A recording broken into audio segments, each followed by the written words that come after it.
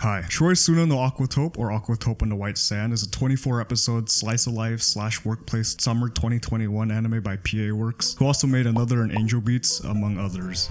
The story follows two girls, Kuku and Fuka, in a light-hearted and at times very dramatic coming-of-age story, as they try to mend their broken dreams while working in the absolute best setting for any anime possible, an aquarium. I should note that this show isn't based off a manga like a conventional anime. However, there was a manga that was released alongside it if you're curious if it follows any source material. And there's also this 29-episode chibi special short, but I won't be touching upon that in this video.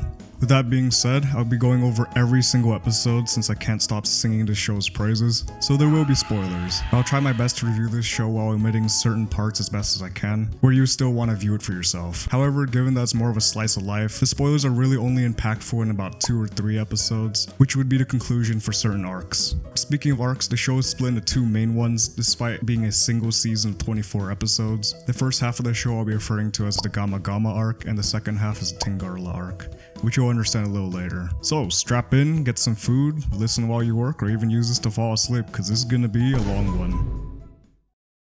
The tropical fish ran away.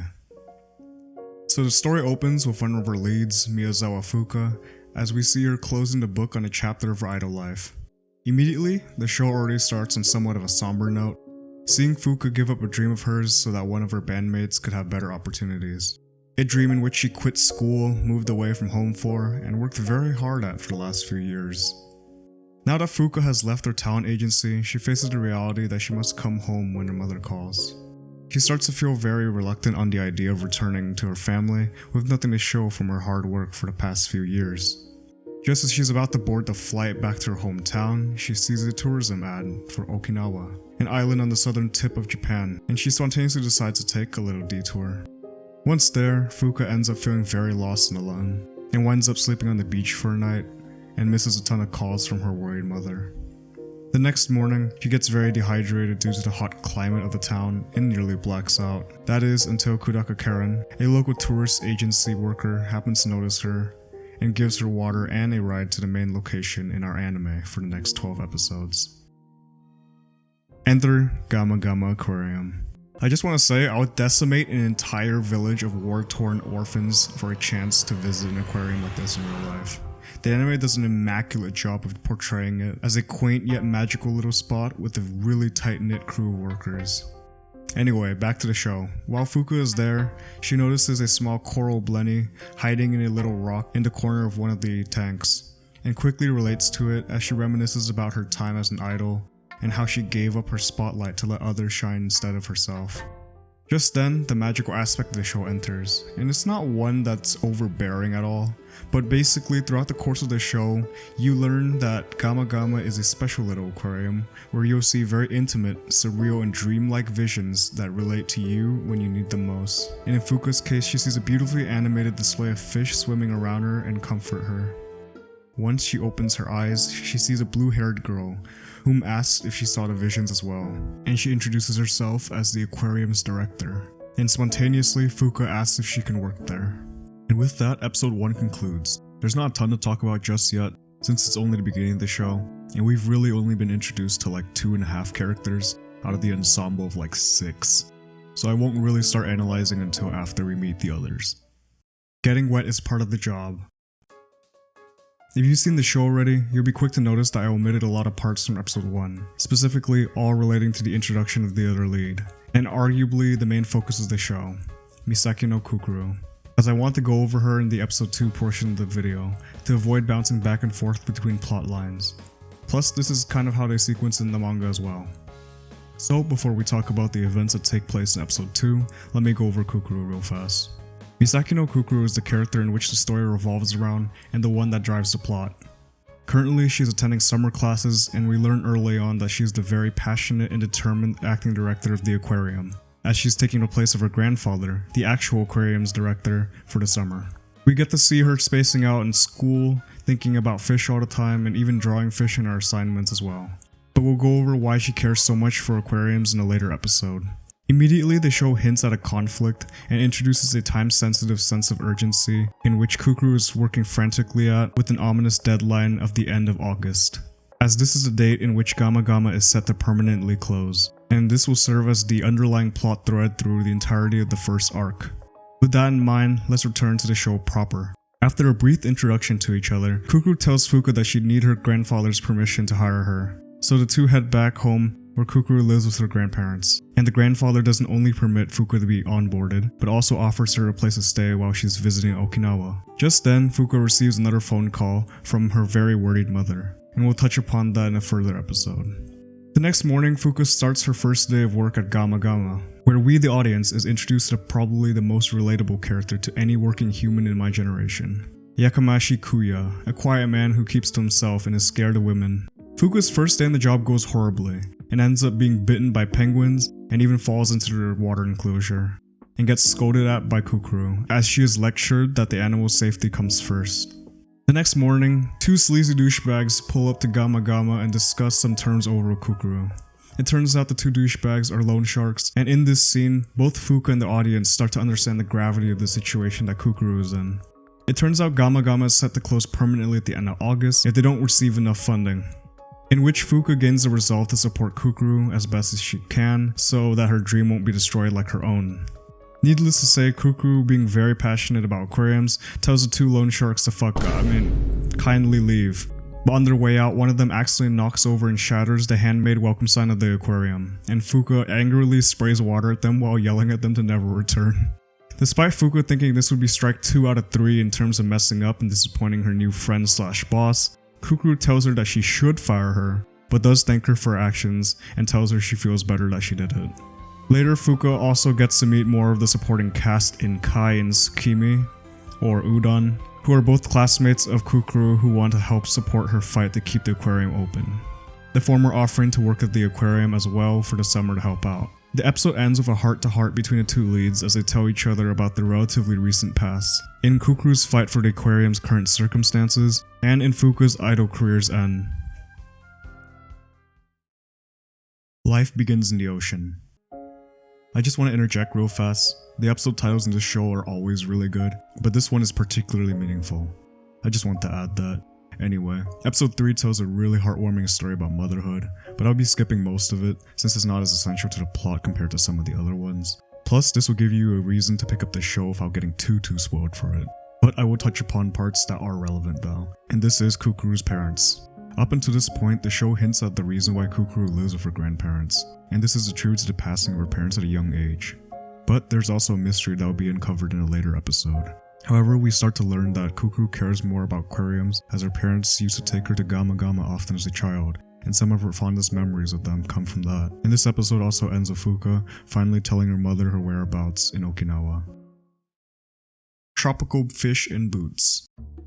Episode 4 is another great episode that I won't talk too much in detail about for the same reasons as episode 3. There will be a lot of these during the first arc, which focus on the team's creative efforts to keep the aquarium afloat. We also get a very comedic introduction scene with the final member of the Gama Gama team. Guden Gosuke, or Umiyan as he's commonly called throughout the series, is a jolly older worker at Gama Gama who enjoys eating alcohol popsicles at work. However, in terms of plot relevancy in this episode, we get to see Kukuru and Fuka bond a lot more after Fuka's past of being an idol catches up with her, as the patrons of the aquarium begin to recognize her.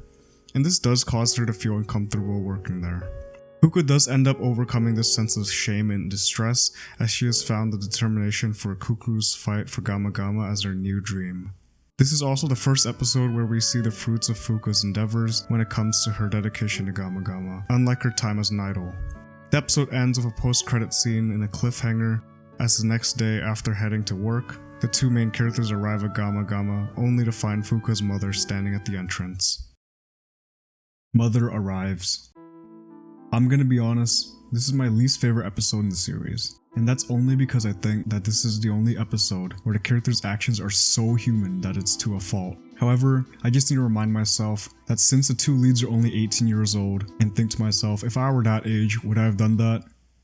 I mean, the answer's still no, but it's a bit more forgiving that way. Anyway, the episode picks off immediately where 4 leaves off, with Fuka's mother arriving in Okinawa, as the title implies. She comes to thank Kukuru's grandfather for allowing her daughter to stay at the Misakino residence, and informs him that she will be taking her home immediately, as she was only made aware of her status near the end of episode 3. Kukuru overhears this and frantically goes to warn Fuka, who just noticed that the same coral blenny from episode 1 that she related with is starting to feel under the weather. She is then asked if she was ready to leave by Kukuru. Caught off guard, Fuka can only reply with a meek, "Not yet," and then Kukuru obtains a resolve to help her new BFF run away. The reason why this episode doesn't sit right with me is because it paints Kukuru in a very immature light. To have her devise a plan to have Fuka basically escape from her own mother it's questionable.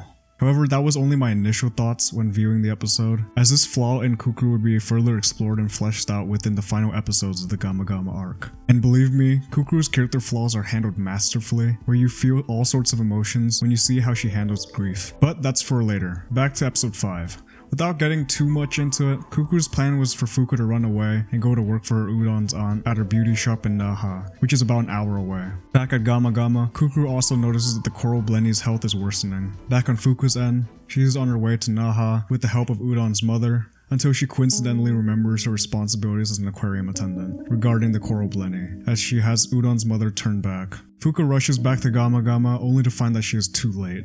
The coral blenny was gone. It's moments like these that really set aside Aquatope from the other shows for me.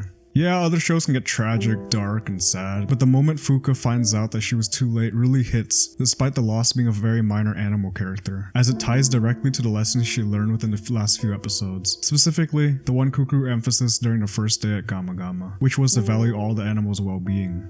This sounds wrong, but it's really essential for the characters in the show to take losses, as it builds character and makes their journey that much better. After burying the coral blenny, Kukuru and Fuka successfully convince her mother to let her stay until September, as she witnesses how committed her daughter truly is to Gama Gama.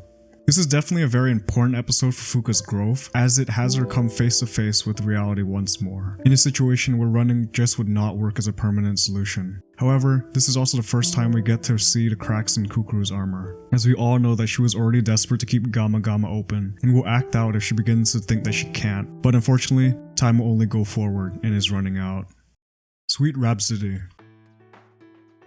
On the surface, episode 6 feels a lot like episode 4, as it features one of the various efforts from the Gama Gama team to keep the aquarium afloat, which is why I won't be discussing it too much in depth. However, the second half of the episode features something that I will. The episode opens with Kukuru reading a news article that basically says that Gama Gama will be closing its doors soon, and we start to see more of the chinks in her armor at this moment.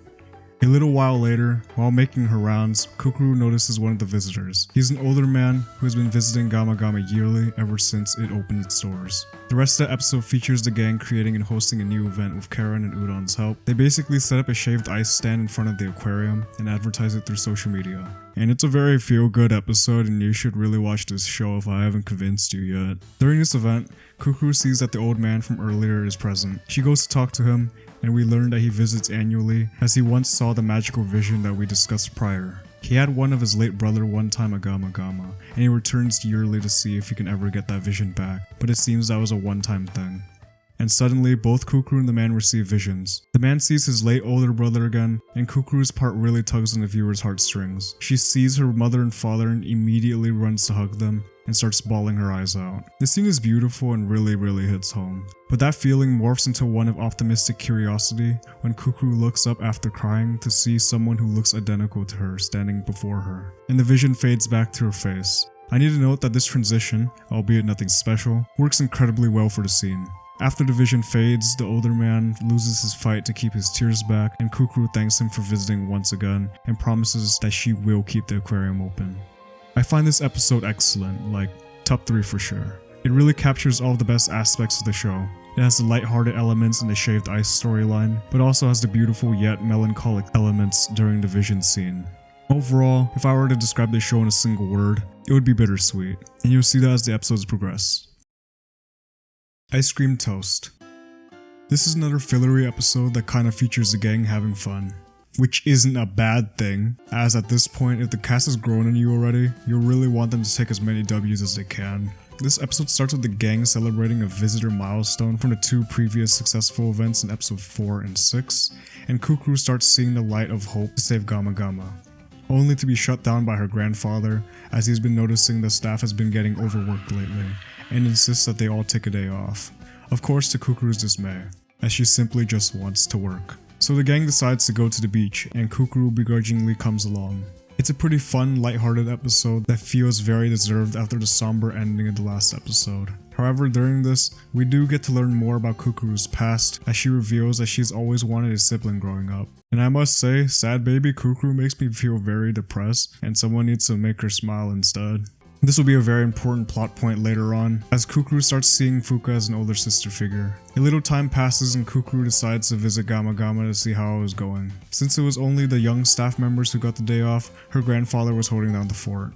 There, she overhears him talking with Kuya and discovers the reason why they were given a vacation was actually because he wanted to get them used to a life without Gama Gama. And in typical Aquatope fashion, the good nice feeling gets weighed down by reality. Of course, this news bums Kukuru out as she learned that the efforts she's been putting in weren't enough, and that her grandfather was simply hiding the fact to spare her feelings. However, Fuka goes to check on her and reassures her that she will be supporting her throughout her fight. Later in the night, this is super off topic, but Kuya says one of the realest lines in anime, and I'll play it now and won't elaborate on it at all going forward. 大人になると飲みたくなることもあるんだよ。 The latter half of the episode does go over Kuya's backstory a bit more in detail, but that's definitely a watch the show moment rather than hear it kind of deal. You may be asking, why am I talking about this episode in particular despite being more fillery? I don't really have a valid excuse for this other than personal bias. I just enjoy beach-themed summer episodes, especially one for an anime that was already water and sea centric. However, it does feature the bittersweet feeling that I mentioned earlier, as at this point in the story the audience is left uncertain of Gama Gama's future, and feels helpless to do anything that could change its fate. Crab Crisis. This episode starts just like some of the previous ones, and is one of those, for lack of a better word, fillery episodes. Because there are plot developments and the supporting cast do get fleshed out, but this one for sure has less of an impact compared to the rest. Basically, just like how episode 6 was Udon's spotlight and 7 was Kuya's, 8 is Umiyan and Karen's. I won't be discussing Umiyan's storyline here too much, but we did get this gem out of this episode.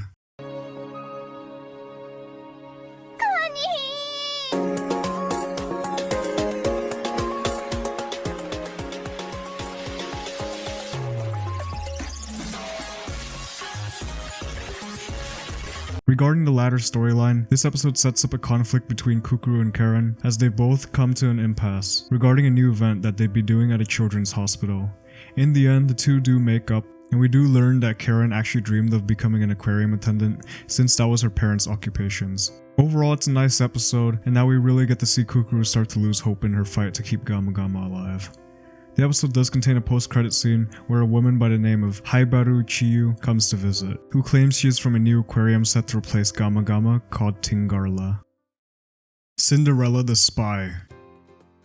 Episode 9 is a spicy one. It picks up immediately where episode 8 leaves off, with a newcomer, Chiyu, visiting, and throughout the duration of the episode, we see Kukuru's inner and external conflict with her. Basically, Chiyu was sent by the rival aquarium that is yet to open called Tinara to learn from the legendary aquarium owner, who we learn is Kukuru's grandfather. However, to her dismay, he assigned her to learn under Kukuru instead, who she immediately comes to blows with, as the former believes that she isn't taking her job as acting director serious enough, being only 18 and all, and the latter finds the other very condescending and passive-aggressive. After one too many disagreements, Chiyu does get her wish granted by the director and shadows him for the following shift, only to find that on the surface, she isn't learning anything from him, as he only interacts with guests during the shift.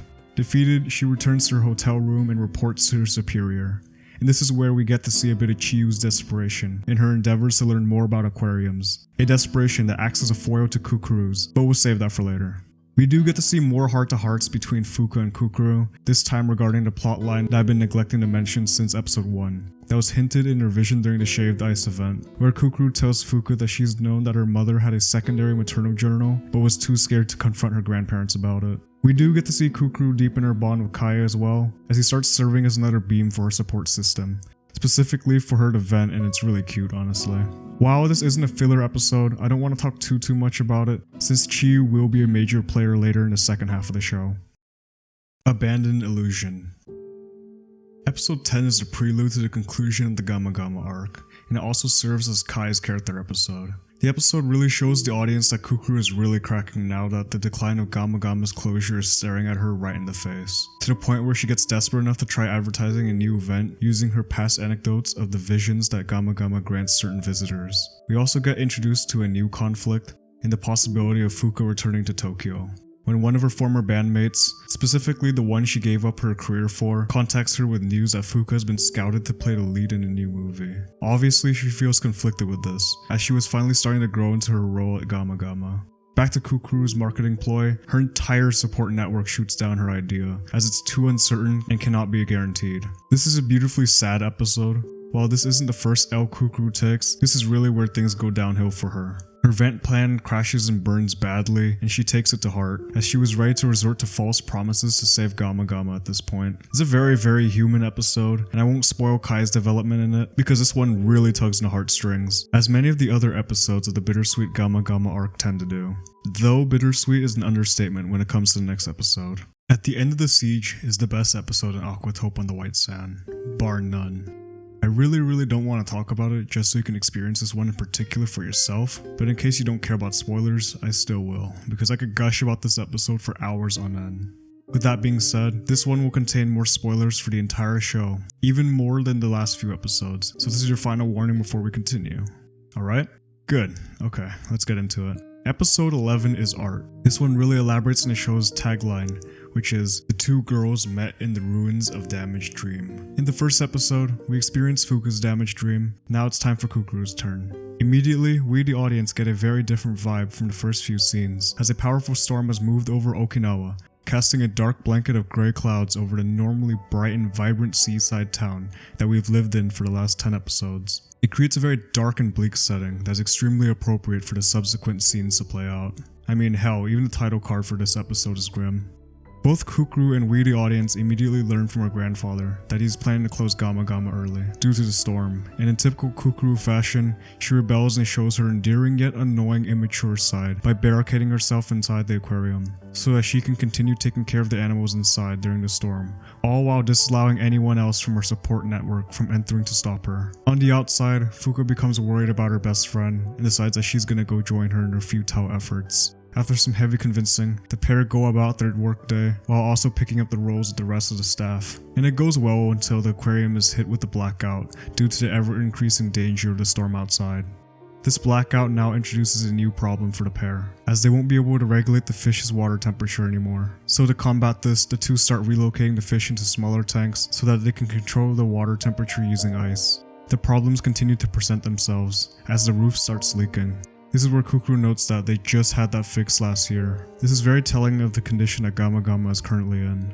Just then, the door in the backside entrance breaks off due to strong winds. Kukuru and Fuka find a temporary solution by barricading the hole with tables and boxes, and frantically continue their main task of saving the fish. That is, until Kukuru returns to the back to see that the window is now shattered.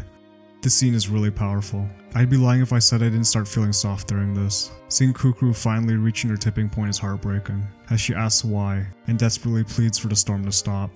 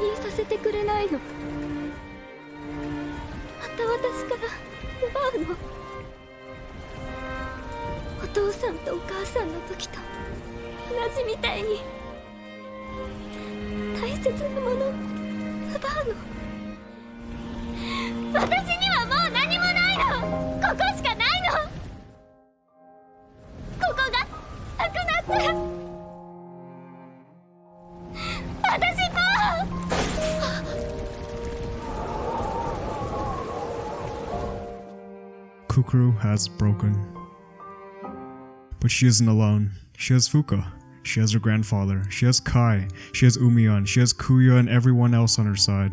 As members of the main cast come just in time, Grandpappy goes into super director mode and instructs everyone on saving the animals, and the team gets to work. In the end, they do end up managing to save all the animals, but at the cost of Kukuru's dreams. She now realizes that it's over. Gama Gama is closing, and there's nothing she can do about it anymore. Wow, where do I begin with this one? I guess first, as I already mentioned before, Kukuru tends to act out when things get out of her control, and this was the biggest obstacle she's faced yet. And since this is no fairy tale story, she failed. It slapped her face with a reality check and broke her completely. The fact that the main conflict is caused by a force of nature plays strongly into the story's overarching themes, as it proves no matter what Kukuru did, nothing would have worked. As her grandfather would probably put it, it's only natural really. Overall, this episode isn't the best because it's enjoyable to watch. If anything, it's the opposite. It's very hard to watch as we see Kukuru's hopes and dreams all come crashing down on her. However, it exemplifies the show's best traits of being bittersweet, as once the storm passes, a sense of catharsis envelops the scene, as the 11-episode fight that Kukuru was leading had finally come to an end. But just because her dream has ended, doesn't mean she can't have new ones. If you do end up picking up the show, I strongly urge you not to binge the subsequent arc and just let episode 11 marinate for a while. It becomes a lot more powerful that way. Our oceans are endless. This episode features the bittersweet final day that Gama Gama stays open, as ton of its patrons, even past workers under Kukuru's grandfather, flock in to see the aquarium off, and the main gang throw a little goodbye party, where we learn all of their future plans now that Gama Gama is closing. Grandpappy also recites his favorite poem as a parting gift to the Gama Gama staff. It's all good mushy stuff, but I need to talk about the reveal of Kukuru's vision mystery. After the small party, Kukuru gets to see one final vision that Gama Gama grants her. It's the girl that looks just like her.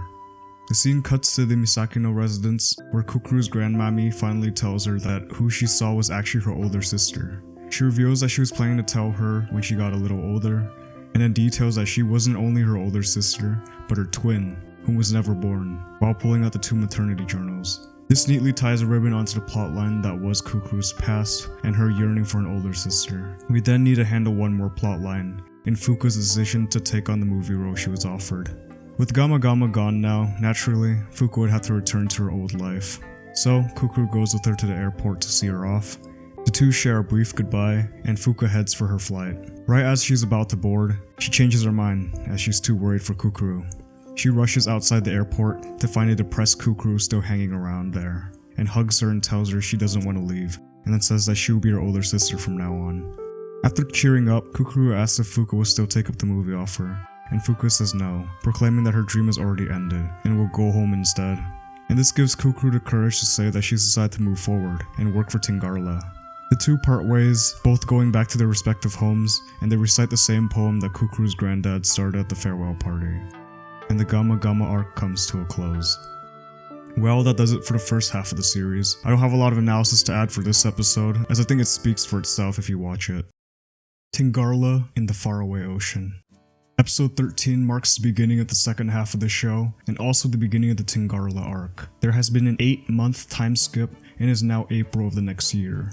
We get to check up on Kukuru, who is now living alone away from her grandparents, and is on her way to her first day of work at Tingarla. The contrast between the Gama Gama closing days and the current day Kukuru is night and day. Now, she is re-energized from all the previous character growth that she had, and is ready to start a new chapter in her life. We fast forward and see Umiyan and Kuya have already started there, and we get to see a new team orientation take place, including familiar faces like Kai and Kukuru of course.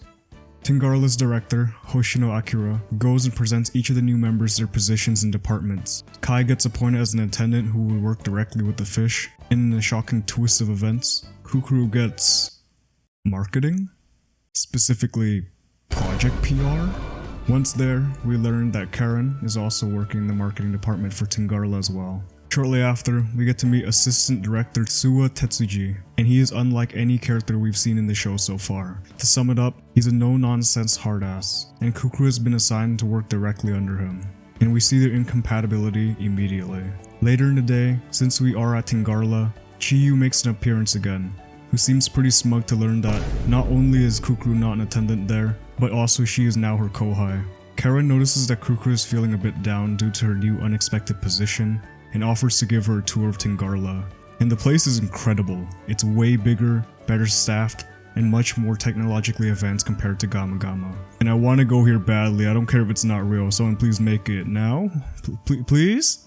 After work, the Gama Gama gang goes to a nearby restaurant, where we get to see that Udon has left working with her mother to venture out to that said restaurant. There, they all catch up with each other, and it's a pretty brief moment of peace. The next day, Kuku comes into work only to find that she is already behind on her workload, as she didn't complete a vital task the previous day where she had to clear time with the fish attendant teams, which forces her to interact with Chiyu, and she is instructed by Suwa to catch up. Once confronted, Chiyu tells her that since she didn't schedule with them the day prior, it'd be too difficult to accommodate now. So in typical Kukuru fashion, she tries to take matters into her own hands and starts setting up the event on her own. Afterwards, she reports back to Suwa that all of the preparations have been completed, and to her surprise, they weren't.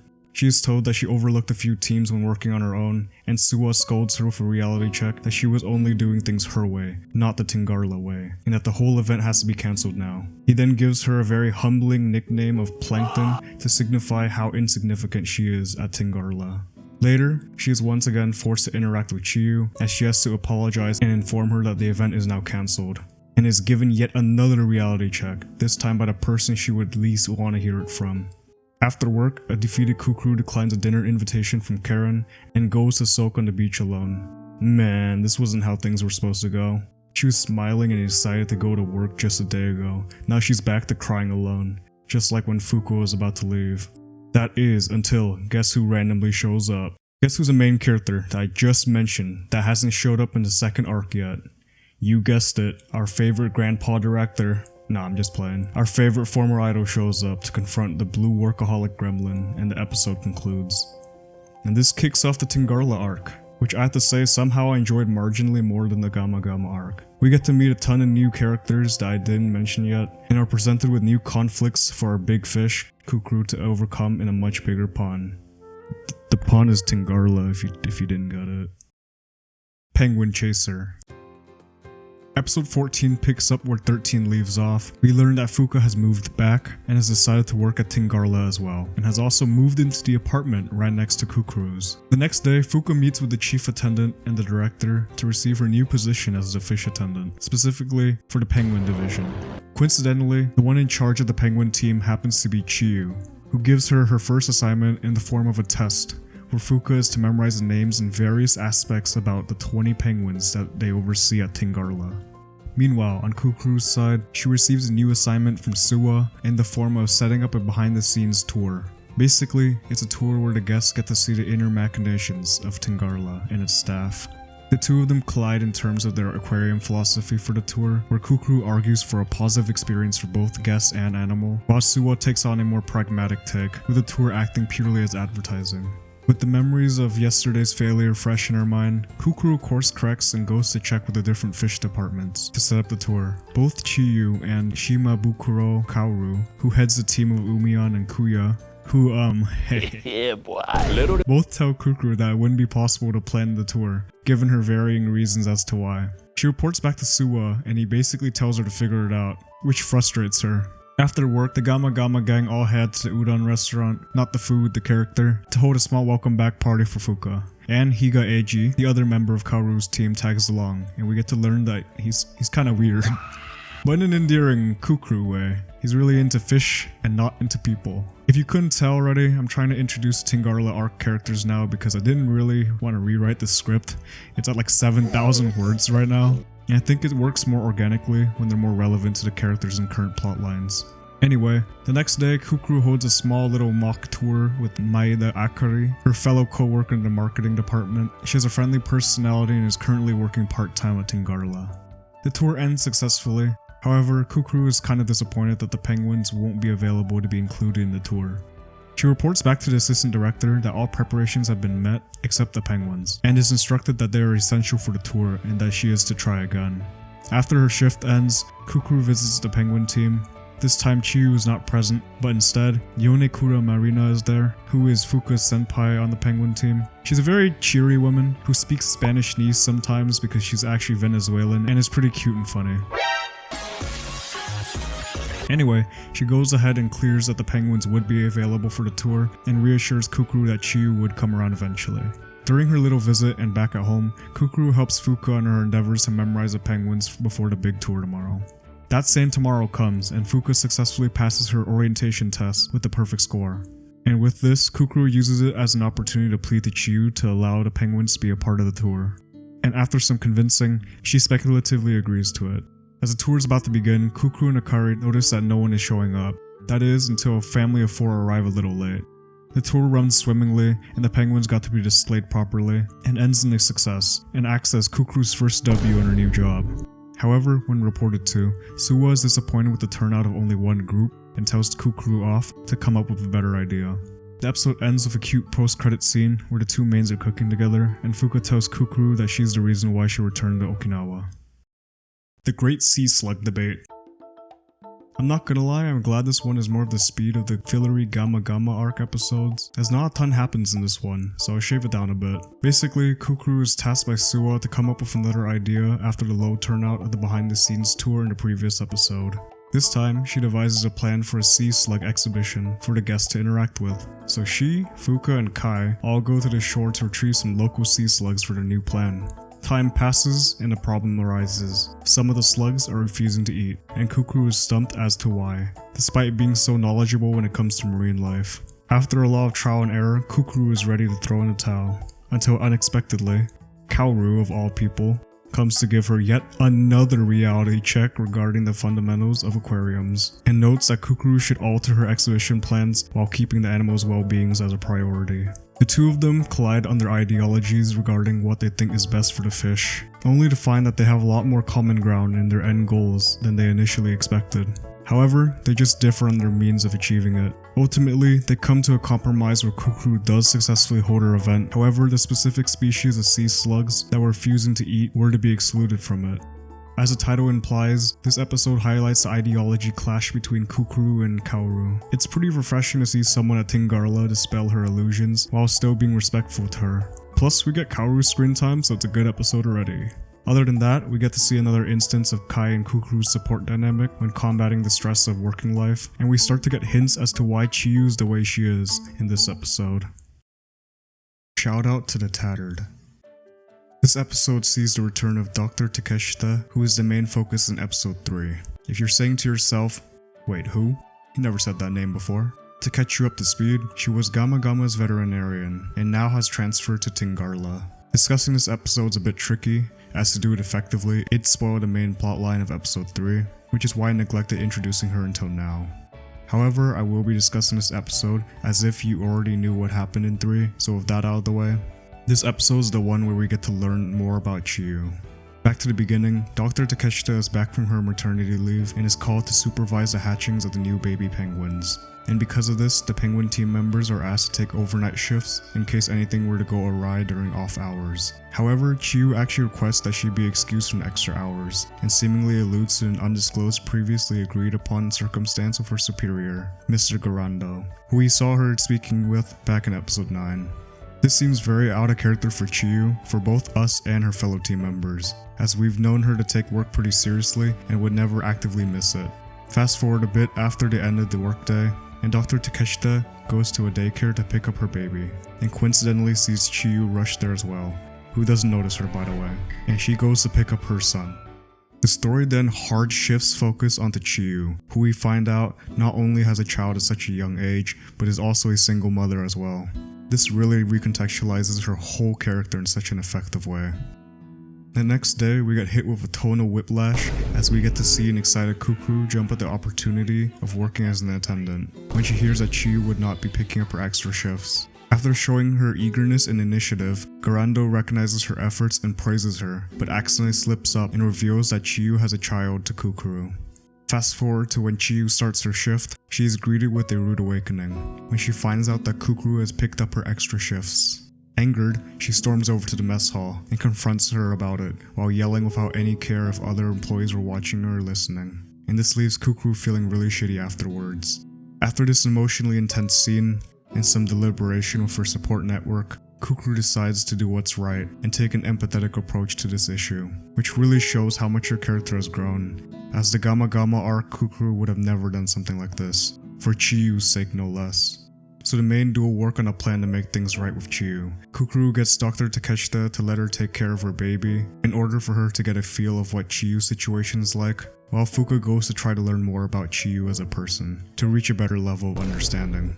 There, we learn a bit more about where Chiyu is coming from. When she initially had her baby, she would miss a lot of work, which would result in her getting fired, and subsequently, her marriage fell apart. Which is why, when it came to Tingarla, she had the same level of desperation and dedication for it as Kukuru with Gama Gama.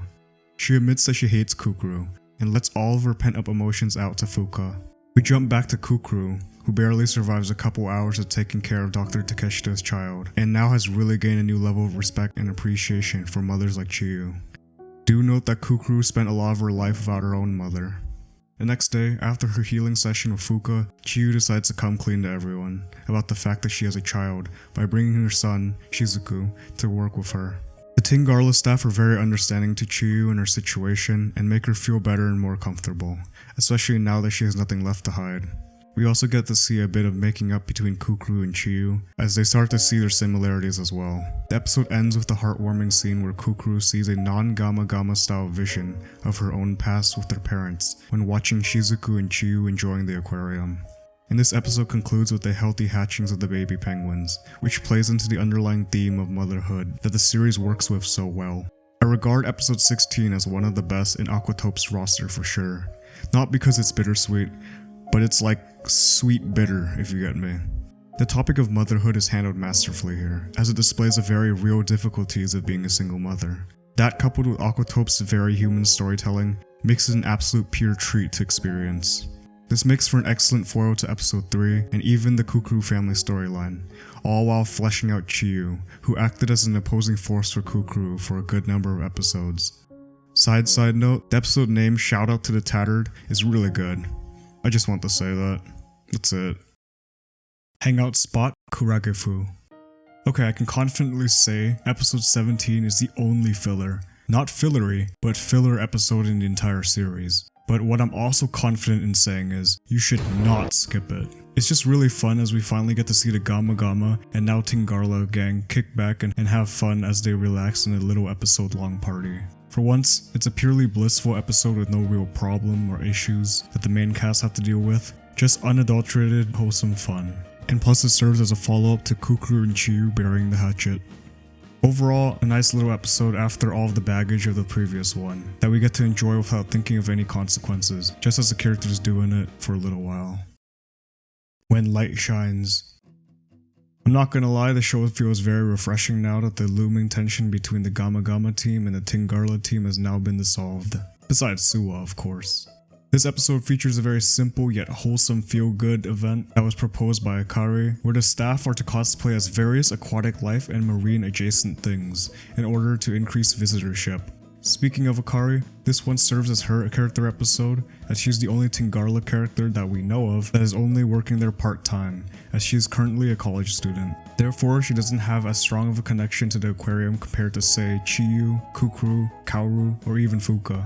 Speaking of Kukuru, I need to note that she came up with a complimentary idea regarding the children visitors for Akari's event, where if they correctly answered marine life related questions, they would receive stickers, and if they earned enough, they could redeem it for something out of the gift shop.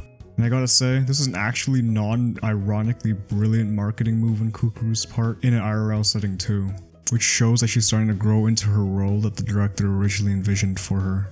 If you couldn't guess by now, Kukuru getting brought on board into the marketing department rather than as an attendant acts as a test for her character, as director Hoshino was well aware that Kukuru was formerly Gama Gama's acting director, and knows that she has so much more to offer to Tingarla.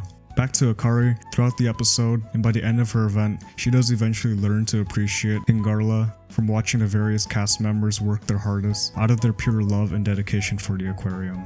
And speaking of the event, it's another successful one that has many cute moments with Chiyu and Shizuku, Kaoru, of course, and we even get to see Suwa join in with the festivities. Kinda. However, the episode does end with a post-credit scene where Suwa informs Kukuru that Tingarla will be opening up a completely new section and that she is going to be completely responsible for it. This said new section will serve as the final plot point for the remainder of the series. Goodbye, high heels. The heels in the towel refer to the pair of red high heels that Fuka had during the opening scenes of episode 1. If you don't remember, you can quickly rewind back to the episode 1 portion of this video and then come back here, because I really didn't bring it up before. Anyway, this is a perfect segue as a surprise character from her past makes an appearance in this episode. I find episode 19 to be a nice change of pace, as we finally get to check back in on Fuka, since the spotlight has been kind of away from her for a while now, in favor of Kukuru.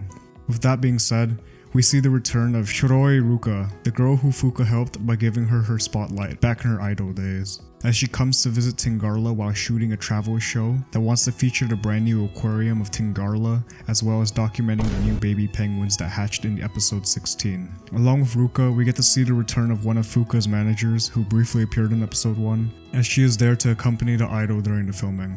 In preparations for said filming, the production crew asked Fuka to appear on television alongside Ruka, as she was formerly an idol and due to the fact that the two of them were already acquainted.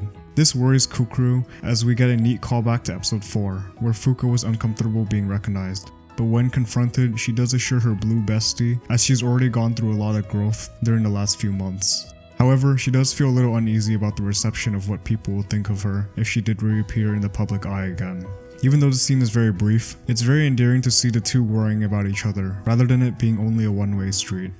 Later on, Fuka overhears her former manager speaking with Ruka that a lot is riding on this TV show Spot. She later finds out that Ruka's popularity as an idol has been waning lately, and that she's been working a lot harder to improve her reputation. Part of it was taking up the opportunity to be on TV, and this puts Fuka into an awkward spot, as on one hand she'd rather not enter the public sphere again, but she'd also like to help her old friend out. The next day, for filming, Fuka surprises Ruka, that rhymed, by agreeing to appear alongside her for the show, acting as Tingarla's representative for Ruka to interact with as a host. After a montage of filming, Ruka recognizes that she could have done much better and that she still needs to improve. Fuka has a big sister moment and decides to gift Ruka the pair of red high heels that she bought to become an idol. It's a very sweet moment as she gives up another one of her prized possessions for her dear friend once again. This gives Ruka more confidence and motivation to work even harder. Back to filming, the last thing the crew wanted to capture was the baby penguin's first time in the water. However, it seems to be very camera shy. After a tense scene of the crew and visitors waiting for the penguin to hop in, Fuka uses this opportunity as a character building moment for Ruka by gently pushing the penguin in, and uses it as a metaphor for Ruka to overcome her fears and dive right in. While this episode focuses on Ruka, it definitely serves as a conclusion to Fuka's whole character arc, because it truly demonstrates how far she's come since her idol days. She is now a bona fide aquarium attendant who has found her new passion in caring for the animals there. And Fuka reappearing on television and giving her red high heels to Ruka acts as Fuka's final moments of breaking the shackles of her damaged dream to become an idol that has held her down since the Gama Gama days. Now that Fuka has gotten her closure, it's time for Kukuru. Lost Plankton.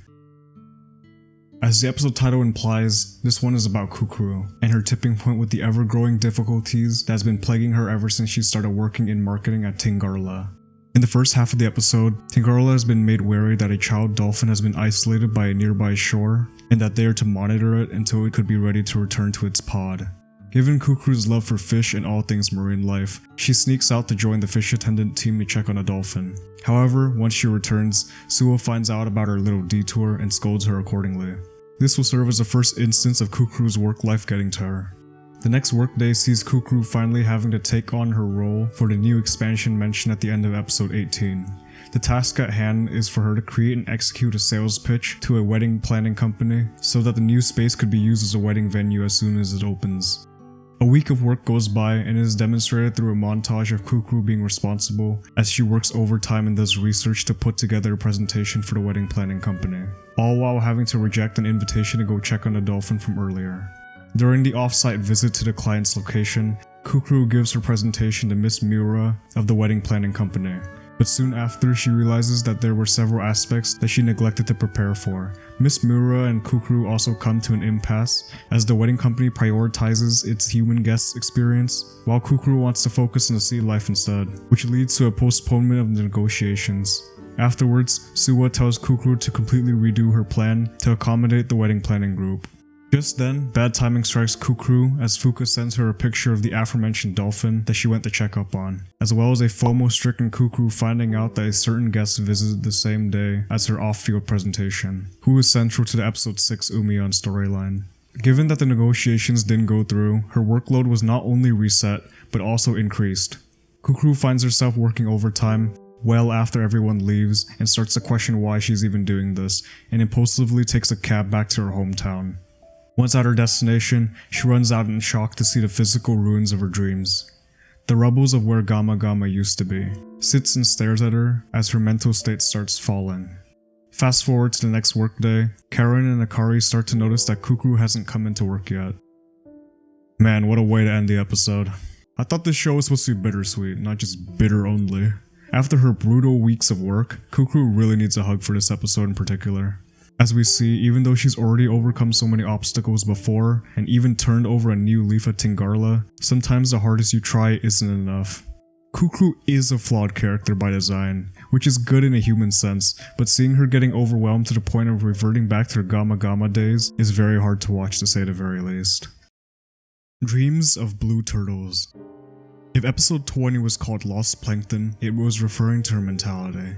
Episode 21 features our blue plankton being literally lost. The story enters a very melancholic vibe with Kuku's sudden disappearance. Her friends start to worry, and she won't even answer calls from Fuka. While out on her own, wherever she wandered off to, Kuku runs into Guden Misaki, who happens to be Umion's wife, who also works as a traveling sea turtle researcher and conservationist, who picks her up and asks if she wants to help her with her work to hatch sea turtle eggs, and Kuku agrees since she's feeling very lost currently. Meanwhile, back at Tingarla, Fuka begins to worry about her blue friend. A little after clearing the beach of trash in preparation for the egg hatchings, Misaki takes Kuku to a local inn to give her a place to stay while she's on her little vacation, for lack of a better word. And the same night, once she's alone again, Kuku starts feeling very homesick for Gama Gama. The next day, Kuku wakes up late in her first day of peace since she started working on the expanded area of Tingarla, and decides to basically take a personal day, as she leisurely makes her way down to the local aquarium called Kame House. Once there, she's surprised to find that Kame House is even smaller than Gama Gama, and it's an old quaint little aquarium with very few visitors. While looking around, she speaks to an attendant who reveals that he actually worked for the legendary aquarium director, not knowing that his granddaughter was the one he was speaking to at the moment. While there, she witnessed a couple of kids demonstrate their knowledge of marine life, and it reminds her a bit of the passion that aquariums breed, which is that they help people fall in love with sea life. At this point in the story, Kuku was starting to lose sight of what was truly important to her, as she was working in marketing. But this little vacation was almost essential for her to do some self-reflecting and soul-searching. Feeling better, Kuku heads back to the inn, and it is now time for the eggs to hatch. While there, a very beautiful scene of this takes place, but the important thing is that Fuka actually turned up to see Kuku, and the episode ends. What a melancholic change of pace episode. While I'm a bit disappointed that Kuku has gone back to her old ways, I'm glad it's not exactly the same as before. And it's a lot more understandable this time, given that the workplace environment was really kicking her ass. It does show personal growth that she didn't act out crazy defiantly, but skipping work is also not super professional. However, sometimes people need, not want, need and deserve breaks. Ready to return. Reunited, Kuku has another heart-to-heart with Fuka and breaks down her walls crying, while explaining that she felt overwhelmed by work and apologizes. Of course, Fuka comforts her, cause that's what ex-idol friends are for. After spending the night, the next day Fuka gets to meet Misaki, who teaches the two more about the perils of sea turtle hatchings, as many don't make it out alive due to pollution, and this opens Fuka's eyes to a problem plaguing marine life that she was completely unaware of prior. Fast forward to Kuku's first day back at Tingarla. She apologizes to Suwa, and surprisingly, he doesn't yell at her. Instead, he tells her to finish the revisions to the wedding company presentation. And to this day, I'm not sure if this was through self-reflection on Suwa's part or not, but he informs Kuku that there has been an opening on the attendant team, and that he would be putting a word in for her. Now this is out of character. Normally Suwa would never mention something like this, but my headcanon is that he actually felt bad for pushing Kuku so far. I say headcanon because his motive is never really explained. It's briefly touched upon later, but we're left guessing. The workday ends after Kuku struggles to come up with compromises that would work for both the animals and the wedding planning group. Given her predicament, she asks Fuka what she'd want to see in her wedding, and her answer also allows Kuku to chime in, describing what she'd want to see from Fuka's wedding as well, which is where her light bulb ignites, as she now sees from the consumer's point of view that Miss Miro was trying to stress to her before. The next day, with a clear head, Kukuru goes to continue her plan, and Karen notes a very important line. 人に意見を聞くのは大事。視野が広がるし、企画に奥行きが出るしね。 This applies to the context of the show and in real life. It's just really solid life advice overall. And Kukuru takes this to heart, and we see a nice montage of her going around Tingarla, asking various characters what they'd want to see in their weddings, to broaden her perspective. Around closing time, Kai goes to visit Kukuru, and asks if she has time, but unfortunately she's preoccupied, so understandably Kai says next time. However, his mood seems a little off. The next day, Kukuru presents his plan to Suwa, and the two of them have Miss Miro meet them at Tingarla this time, so that Kukuru could visually demonstrate parts of her pitch. There, Kukuru takes Miss Miro to the new area at Tingarla called the White Sand Dome, which is where the weddings are to take place. Kukuru is a lot more prepared this time, and handles any of the questions that Miss Miro throws at her, regarding the wedding aspects of the prospective collaboration. However, Miss Miro is still on edge regarding the last time they met, specifically about Kukuru's priorities to the animals, and in response, she says that she will still work to ensure the safety of the animals, but that now the wedding company is Tingarla's priority, and then proceeds to pitch a very unorthodox wedding plan, where guests would be barefoot and walk on white sand while being surrounded by a 360-degree display of fish swimming around them. She uses the newly found perspective she gained from her friends to deliver a very compelling pitch to Miss Miro, and it ties together with the show's theme of life as a core part of the wedding ceremony as well. And surprisingly, this gets Miss Miro to agree to their terms, and in another surprising turn of events, Kukuru finally earns a small word of approval from Suwa. Later, the gang go to the udon restaurant. Again, not the food, the character. At this point it'd be just easier to say Ohana, but this is the last time I actually mentioned it in this video, so... Anyway, they go to celebrate Kukuru's success, and there we find out that Karen would also be competing for the newly open attendant position, as a callback to the end of episode 6. This is also where Kukuru, who has been too busy to notice, learns that the position is only opening up because Kai will be taking a leave of absence, due to his father collapsing. Shocked, Kukuru instantly remembers when he asked her to lend an ear, and the episode ends there. Nah, I'm just kidding, but wouldn't that be mean though? Instant drama right after success. Nah, instead, Kukuru rushes out of the restaurant back to Tingarla to check up on Kai, and ultimately, he tells her everything will be fine. But this doesn't stop Kukuru from feeling really bad, so she goes to soak near the shore where the dolphin was still stranded. Then the episode ends. Wow, what an episode. Kukuru finally won the approval of Suwa after 9 episodes of hard work, only to find out the goal she has been working so hard towards would come at the expense of 2 of her friends. With only 2 episodes remaining in the show, I guess we'll find out really soon what will happen next. The future of the aquarium. Director Hoshino starts off the new workday with the company-wide announcement of a new program called the USTD Aquatope project, which is set to launch in 2 years. USTD isn't short for Universally Sexually Transmitted Disease here though. Instead, it stands for Under the Sea with Sea Creatures. Totally devoted. And if you're curious, yes, it's equally as ridiculous in Japanese, which is Umi to suisei seibutsu totemo daisuki, which literally translated would be sea and sea animals. Really love. Anyway, the project would be a 2-year overseas trip to the Waihana Aquarium in Hawaii, where participants would research and try to find solutions regarding environmental issues affecting marine life.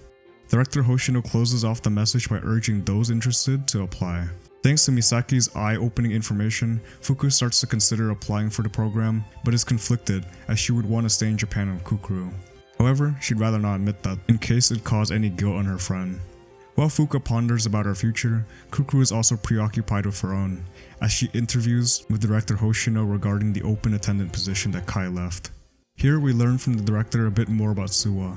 Essentially, he used to work at a bank, and was overseeing an aquarium that ended up failing. This caused him to feel immense guilt as the aquarium's animals had an unspecified sad fate. This is why Suwa had such a different form of passion for Tingarla compared to the other characters. And that's why I assume the reason for him pushing Kukuru so much harder, as technically Kukuru was the director of Gama Gama during its final days. Later, Kukuru overhears Kaoru and Fuka discuss how they both want to go on the USTD trip. However, Fuka reveals to Kaoru that she would love to go, but doesn't want to leave Kukuru. And this results in Kukuru showing off a very mature side of her by pulling back a bit, in order to let Fuka spread her wings. The next day, Fuka, Kaoru, Eiji, and a few others interview for the 2 open positions for the USTD program. And after a montage of the others, Fuka takes on a very unorthodox approach where she basically makes a fool of herself in order to educate children regarding the stranded dolphin. And her small yet passionate lesson to the children ends up having Fuka relate to the dolphin, as both didn't know why they came to Okinawa when they arrived, but it was guaranteed that both would eventually find their purpose there. The interviewer prompt for the applicants was, a species that you want to introduce, and all of the other candidates chose to introduce the animals to the interviewers, while Fuka introduced the dolphin to children. And this made the deliberation process for the interviewer team a lot easier to decide on the applicants. Later at night, Fuka and Kukuru come to the dolphin spot, where Kukuru informs Fuka that she was chosen for the USTD program. But Fuka tells Kukuru she can't go because of her. Then, the blue one tells the ex-idol that she'd be declining the attendant position, and she urges Fuka to follow her passion as well, as she can't keep relying on her to be her big sister. Instead, she says that she'll be Fuka's big sister this time, and would be waiting in Okinawa for whenever she returns. Just then, the two of them get a Gama Gama-esque vision with a stranded dolphin, and then they both realize what they must do. Wow, the penultimate episode really shows off the fruits of progress that Kukuru's development tree finally bears, as Kukuru's decision parallels Fuka's sacrifice for Ruka, and in a closer sense, when Fuka decided against taking up the movie role offer at the end of the first arc.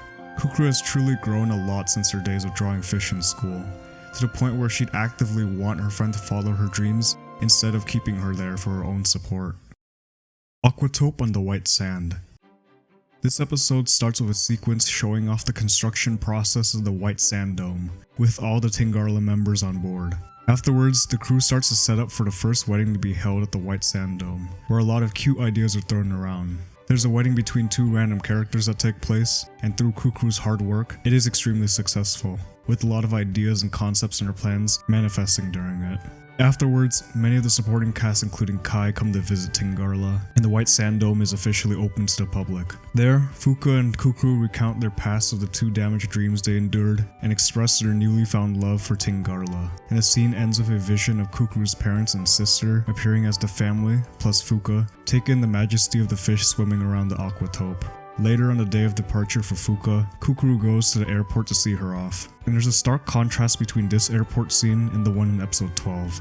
No tears are shed, sorrow is nowhere in sight, only positivity, and a curious sense of adventure. A time skip occurs, and we get to see how everyone's doing at Tingarla.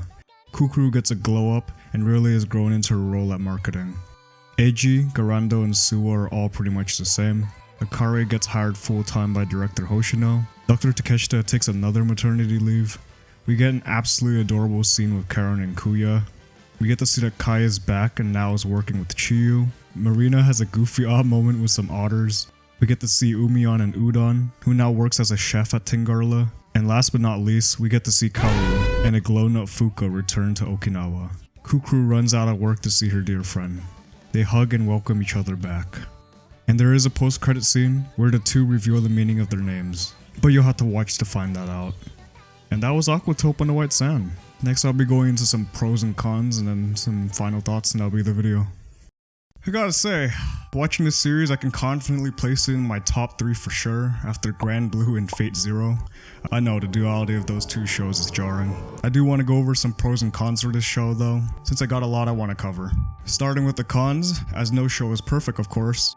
Kai's storyline was very plot devicey in my opinion, and doesn't actually get a real resolution. But I can forgive that, as the nature of the situation is very real in typical Aquatope fashion, in that there are no warnings, and that could happen at any time.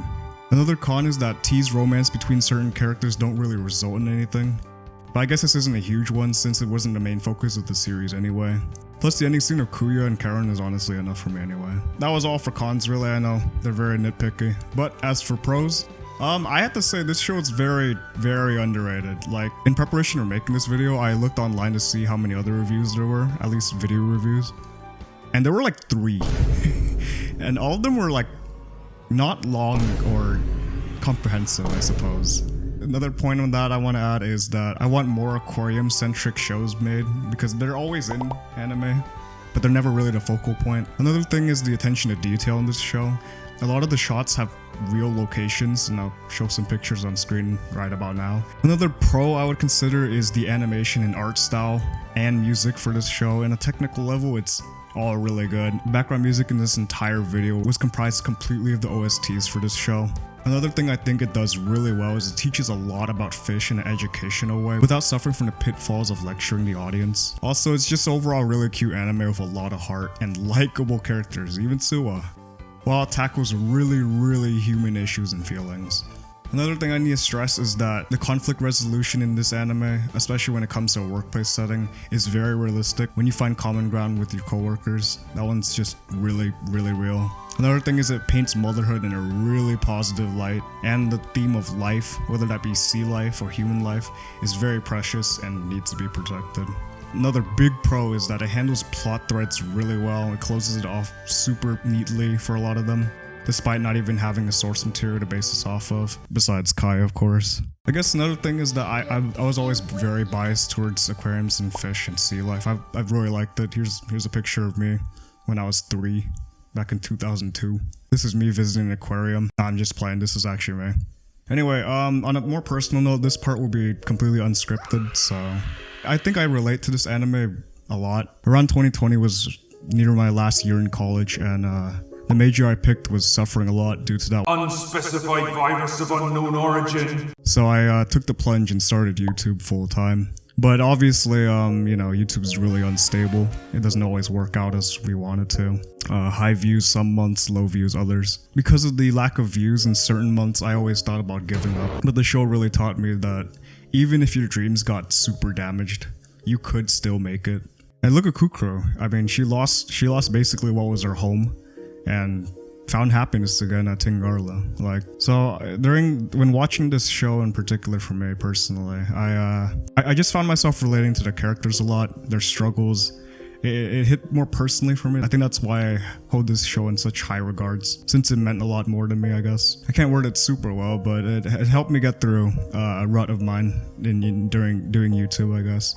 Which is why I made this 1 hour plus long video, just to as a thank you letter to this show. And I don't have a real way of closing this one off, so I hope you enjoyed. I hope you learned something, even if you don't end up picking up the show. I hope I've entertained you within this last hour, or even helped you kill some time. And I will see you in a later video, whenever I make another voiced and filmed camera video. Okay, bye now. Bye.